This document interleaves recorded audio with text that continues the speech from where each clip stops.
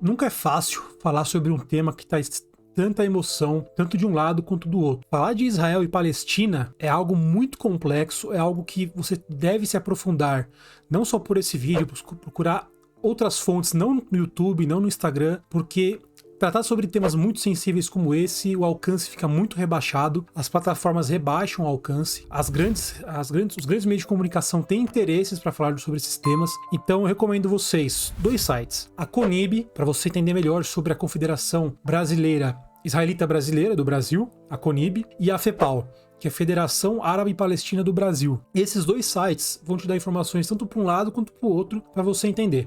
Esse vídeo aqui, eu vou tentar falar ele de um aspecto mais territorial, mais um aspecto político e afastar o lado religioso dessa discussão. E eu quero também tentar trazer para você o reflexo que isso pode causar nos seus investimentos, o reflexo geopolítico que isso vai causar, a questão de petróleo, de dólar, como que vai influenciar as criptomoedas, tudo que você investe vai ter um impacto dependendo do andar dessa situação. Porque, ao meu ver, esse embate ele não é tão religioso. Ele é muito mais territorial que qualquer outra coisa. E eu vou explicar o porquê tudo isso nesse vídeo. O seu gostei é muito importante para esse vídeo, mais importante que qualquer outro vídeo do meu canal, porque esse tema ele tem muitos entraves no YouTube. Então, se você deixar um like, ele ajuda a destravar e a alcançar novas pessoas. Então, começando, como eu tinha dito, tem esse site que é da CONIB, que é da Confederação Israelita do Brasil, e aqui ele vai mostrar para você questões de antissemitismo, que é uma coisa muito grave que acontece. Ele vai explicar para você sobre o Estado judeu, o Estado de Israel, e você pode ver que a fala do Lula sobre a questão dos ataques. Você pode procurar um monte de coisa na CONIB sobre o lado israelita dessa questão, dessa disputa de Israel e Palestina. Agora, do lado árabe, nós temos a FEPAL, que ela é focada nos assuntos da Palestina. Você pode ver aqui solidariedade da deputada Luciana Genro, inclusive a Luciana Genro do PSOL, ela e o pai dela, o Tarso Genro, são judeus. E aparentemente eles apoiam a questão da Palestina, não sei ao certo. E a FEPAL tem o lado da Palestina, né? Eles vão falar a questão que é uma defesa do povo palestino, que é uma resistência do povo palestino em relação aos ataques de Israel, e o povo da CONIB vai falar que Israel vai se defender aos ataques da Palestina. Então tem que tomar muito cuidado. Mas uma coisa muito curiosa, que pouca gente fala, é que o Estado de Israel ele poderia ser em outros lugares do mundo. Ele não necessariamente seria no território da Palestina. Então você vê, por exemplo, aqui, um oblast russo. Muitas pessoas falam, mas é a primeira tentativa de criação de um Estado autônomo para Israel, um Estado independente? Não. Teve o oblast, que é uma província russa, e estudavam, em 1948, se poderia ser esse lugar o Estado de Israel. Você vê aqui, tem até a bandeira aqui, que parece muito com a bandeira, inclusive, do movimento LGBT, mas não tem nada a ver, absolutamente nada a ver mesmo. E essa região tinha um nome, e esse nome é Birobidzan. É um lugar que poderia ser o território do Estado de Israel. Mas não só esse, tinha outros estudos que poderiam levar esse território a ser em Uganda e até mesmo na Argentina. Então imagina você convivendo com argentinos e ter um Estado de Israel no território da Argentina. A gente não sabe como seria separado totalmente esse território somente para o povo judeu, porque na Argentina tem muito judeu. Então teve essas escolhas de lugares que acabaram não sendo adotados para ser o Estado de Israel. Mas você pode pensar, mas Israel é um país assim que só tem judeus. Não, tem judeus, tem muçulmanos, tem cristãos. Da mesma forma que na Palestina também tem judeus palestinos, tem cristãos palestinos e muçulmanos palestinos. Outra coisa interessante, você pode pensar que os judeus sempre vão defender o Estado de Israel. Não necessariamente.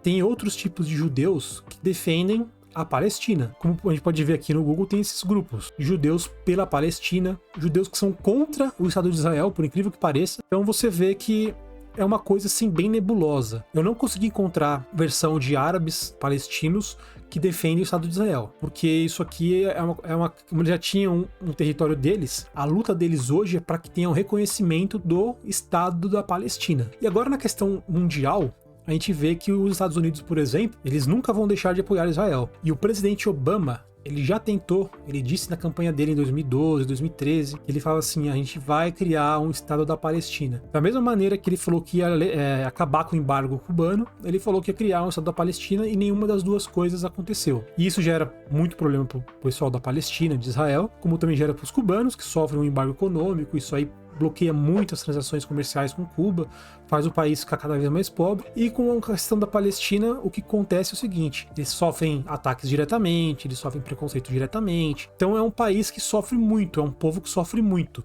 da mesma maneira, não tanto com graus assim de crueldade tão forte quanto aconteceu com os judeus na Alemanha no século XX, mas também muito grave mesmo. É um ataque muito forte que eles sofrem diariamente. Então é uma questão de viés. Tem o ataque, tem o contra-ataque, então é complicado. Mas o impacto geopolítico é esse. Os Estados Unidos começam a estudar, levar navios de guerra para lá, começa a levar navios de guerra, a Rússia já começa a se manifestar e começa uma escalada de tensão global. E com isso, os Estados Unidos acusam a Irã de financiar esses grupos eu não vou falar os nomes aqui por causa do YouTube, mas esses grupos que atuam na Palestina e que dão armamento, munição, tudo que você imaginar. Mas, por outro lado, a autoridade palestina, os palestinos dizem que os Estados Unidos, o Irã também diz isso, que os Estados Unidos financia, dá armamento, dá munição, tudo isso para Israel. Então é uma questão complexa, não é muito fácil você definir o que está acontecendo. Mas o Putin se manifestou sobre isso e ele disse que isso é a prova que o Ocidente não tem capacidade de dialogar o conflito de Israel e Palestina. Segundo Putin, Estados Unidos, a Europa, eles não conseguem ver algo que possa ser benéfico para ambos os lados. E você pode ver também que a China começa a se manifestar sobre isso. A gente está cada vez mais vivendo num mundo multipolar, cada vez mais não é só os Estados Unidos e a Europa que decidem as coisas do mundo, mas o Oriente também decide, né? O Oriente, a Eurásia, como o pessoal diz, né? Que é o leste europeu, Rússia, mas também a China começa a apontar direcionamentos para o mundo. E a China, através do seu presidente Xi Jinping, diz o seguinte: que é necessário a criação de um Estado independente da Palestina. E isso, desde 1948, é uma coisa a ser estudada, é uma coisa que deveria ser implementada, porque começa a ampliar, o Estado de Israel começa a ampliar, começa a pegar território palestino cada vez mais. Se você for ver uma evolução do mapa da Palestina, você começa a ver que começa a ficar cada vez menor. Olha, em 1947, a gente tinha o Estado de Israel, território de Israel e território da Palestina. A parte verde é o território da Palestina. Se você for ver agora, tá cada vez menor o tamanho do território da Palestina. Então é algo que complica, porque vai diminuindo, então a questão de tensão aumenta, cada vez menos o território da Palestina, então começa a ficar cada vez mais complicado. Tem um canal que ele estuda muito sobre isso, que é a História Islâmica. Só que o Mansur Peixoto, ele é brasileiro, ele é convertido ao Islã, então ele vai ter um viés mais voltado para o Islã. E tem uma coisa interessante, essa foto aqui é muito emblemática, porque o Henry Kissinger, que foi secretário de Estado americano, ele era judeu, e ele foi lá para a Arábia Saudita e falou o seguinte, por conta desses conflitos de Israel e Palestina. E eu vou ler aqui o que ele falou, o seguinte: Majestade, meu avião precisa ser abastecido. Estamos dispostos a pagar pelo preço do mercado por ele. Pode atender meu pedido? E foi um tom assim de brincadeira, de ironia, para tentar trazer uma coisa meio pesada de uma maneira que passa desapercebida. E nessa hora teve a resposta do monarca saudita Faisal I. Ele diz o seguinte: e eu sou um velho cujo desejo é orar em Jerusalém, na mesquita de Al-Aqsa, na Palestina. Pode atender meu pedido? E essa conversa que começou um tom mais de risos, de descontração, começou a pegar um tom mais pesado. E o Henry Kissinger, que é uma das figuras mais emblemáticas da história da diplomacia americana, ele diz o seguinte, que poderia bombardear a Arábia Saudita por conta disso. E o Faisal respondeu: vocês que não vivem sem petróleo, nossos ancestrais viviam de tâmaras e leite. Podemos muito bem voltar a viver assim. Então, para esse lado de Arábia Saudita, de Palestina, é algo inegociável. Entretanto, tiveram negociações com a autoridade palestina, a OLP, a Organização de Libertação da Palestina, que visava a criação de 2 estados autônomos. Talvez deixar a parte de Jerusalém algo mais independente, com supervisão da ONU, talvez, para todos os povos, né, todas as religiões possam entrar ali para fazer as suas rezas. Mas isso é uma coisa muito utópica e dificilmente pode acontecer. Então, com essa escalada de conflito, pode acontecer da Arábia Saudita se distanciar mais dos Estados Unidos, que ela já está se aproximando da China. A gente sabe que está tendo uma negociação da Arábia Saudita e China, mais aproximação. E isso pode acontecer da Arábia Saudita resolver aumentar o preço de petróleo, porque quem controla o petróleo no mundo, basicamente, é a Arábia Saudita. Tudo bem que os Estados Unidos têm uma grande reserva de petróleo, a Venezuela também tem uma grande reserva de petróleo, e nesse cenário, se tiver um aumento de petróleo muito grande, algumas consequências globais podem acontecer, e o Brasil pode se prejudicar disso também. Uma das consequências, aumentando o petróleo, vai aumentar a inflação mundial. Por que o petróleo vai estar relacionado à inflação mundial? Porque para você transportar alimentos, você precisa abastecer o carro, o caminhão, abastecer talvez até um navio que use alguns derivados de petróleo. Então encarece comercialização de alimentos. Encarece o alimento, pronto. Tudo que envolve transporte de mercadorias, quanto de petróleo também vai aumentar, não só alimentos.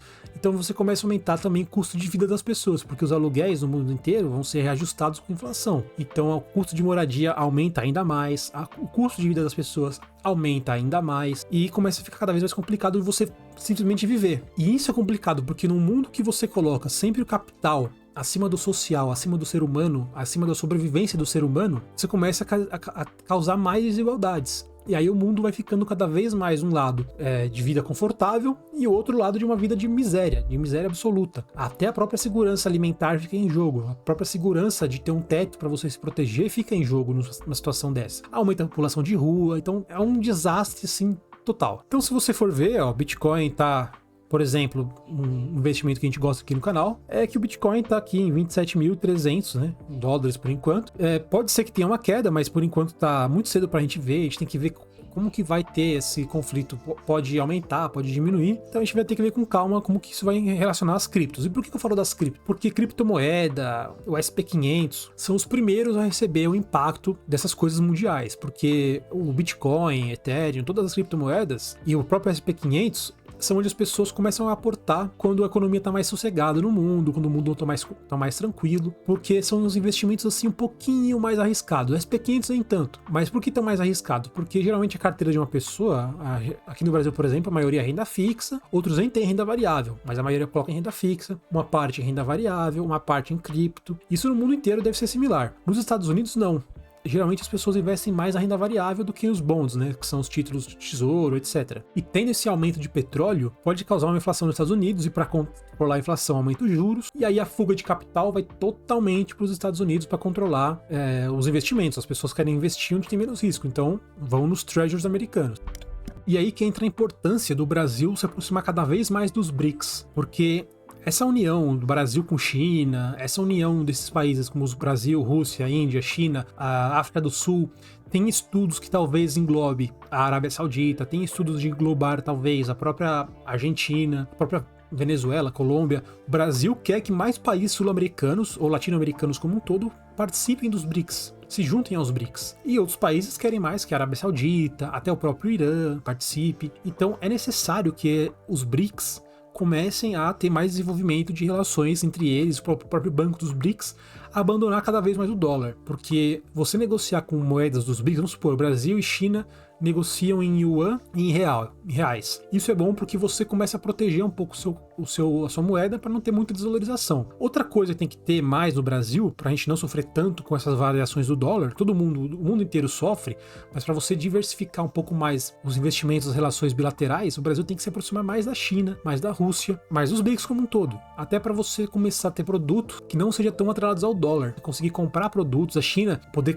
colocar indústrias aqui no Brasil, para a gente conseguir comprar produtos que não tenham um preço tão elevado. E um outro lado que os economistas gostam muito de falar é que se você aumenta muito o dólar, pode acontecer uma coisa positiva na economia brasileira, que é a industrialização e um termo chamado substituição de importações. Quando o Brasil começa a fazer mais industrialização e substituição de importações, a gente começa a ter um desenvolvimento industrial forte. Isso aumenta salários, isso aumenta a perspectiva de mobilidade social. Então pode ser que tem estudos que falam que 3,80 do dólar é um valor bom já para você fazer esse planejamento de substituir importações, de aumentar a industrialização do país. Só que agora está em 5 dólares. Tem que estudar essa possibilidade, mas com a taxa de juros tão elevada, dificulta a indústria poder fazer isso. E nesse tempo, o que a indústria faz? Ela pega todo o bem de produção dela, os bens de produção, a indústria pesada, começa a utilizar na sua capacidade máxima para depois começar a importar peças, ou então fabricar novas peças, pegar know-how de indústrias mais tecnológicas. Então é isso aí, galera. A gente tem que ver como que vai o desandar desses conflitos para a gente saber o que fazer com o nosso dinheiro. Por enquanto é momento de cautela, tenha cuidado com seus investimentos para você não ficar com muitas perdas no curto médio prazo. Eu vou ficando por aqui, espero que você tenha gostado desse vídeo diferente no canal e nos vemos numa próxima. Até mais!